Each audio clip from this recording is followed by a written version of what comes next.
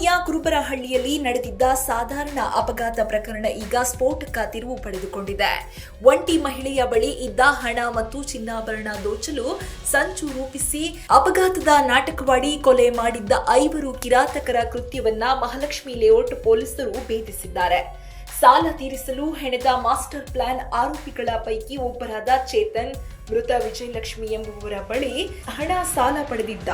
ಆಕೆ ಬಳಿ ಇನ್ನೂ ಹೆಚ್ಚಿನ ಹಣ ಮತ್ತು ಆಭರಣ ಇರುವುದನ್ನು ಗಮನಿಸಿದ್ದ ಚೇತನ್ ಅದನ್ನು ದೋಚಲು ತನ್ನ ಸ್ನೇಹಿತರಾದ ರಾಕೇಶ್, ಮಂಜುನಾಥ್, ಪ್ರದೀಪ್ ಮತ್ತು ಯೋಹಾನ್ ಎಂಬುವವರ ಜೊತೆ ಸೇರಿ ಸ್ಕೆಚ್ ಹಾಕಿದ್ದ. ಏನು ಏಪ್ರಿಲ್ 21ರಂದು ನಡೆದಿದ್ದೇನು ನೋಡೋಣ ಬನ್ನಿ.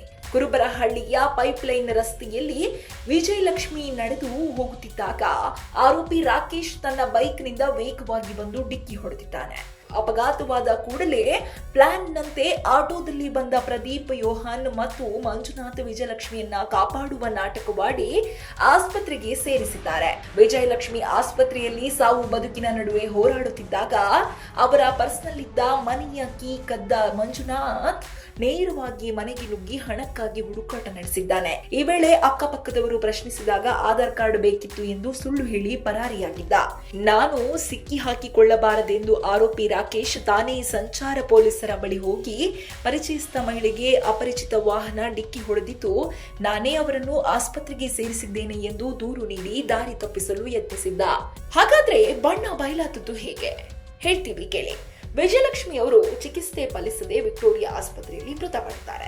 ಆದರೆ ಅತ್ತ ಮನೆಯಲ್ಲಿ ನಡೆದ ಕಳ್ಳತನದ ಯತ್ನ ಬಗ್ಗೆ ಸಂಶಯಗೊಂಡ ಮನೆ ಮಾಲೀಕರು ಮಹಾಲಕ್ಷ್ಮಿ ಲೇಔಟ್ ಠಾಣೆಗೆ ದೂರು ನೀಡಿದ್ರು. ಪ್ರಕರಣದ ತನಿಖೆ ಕೈಗೆತ್ತಿಕೊಂಡ ಪೊಲೀಸರು ಸಿಸಿಟಿವಿ ದೃಶ್ಯಾವಳಿ ಮತ್ತು ಆರೋಪಿಗಳ ಫೋನ್ ಕರೆಗಳನ್ನು ಪರಿಶೀಲಿಸಿದಾಗ ಅಸಲಿ ಸತ್ಯ ಹೊರಬಂದಿದೆ. ಪ್ರಕರಣದ ಮತ್ತೊಂದು ವಿಚಿತ್ರ ತೆರವು ಎಂದರೆ ವಿಜಯಲಕ್ಷ್ಮಿ ಮೃತಪಟ್ಟ 2 ದಿನಕ್ಕೆ ಪ್ರಮುಖ ಆರೋಪಿಗಳಲ್ಲೊಬ್ಬನಾದ ಮಂಜುನಾಥ್ ಅನಾರೋಗ್ಯದಿಂದ ಮೃತಪಟ್ಟಿದ್ದಾನೆ. ಸದ್ಯ ಪೊಲೀಸರು ರಾಕೇಶ್, ಚೇತನ್, ಪ್ರದೀಪ್ ಮತ್ತು ಯೋಹನ್ ಅನ್ನು ಬಂಧಿಸಿದ್ದು ಕೊಲೆ ಪ್ರಕರಣ ದಾಖಲಿಸಿಕೊಂಡಿದ್ದಾರೆ. ಹಣದ ಆಸೆಗಾಗಿ ಮಹಿಳೆಯ ಜೀವ ತೆಗೆದ ಈ ಗ್ಯಾಂಗ್ನ ಕ್ರೌರ್ಯ ಕಂಡು ಪೊಲೀಸರೇ ಬೆಚ್ಚಿ ಬಿದ್ದಿದ್ದಾರೆ.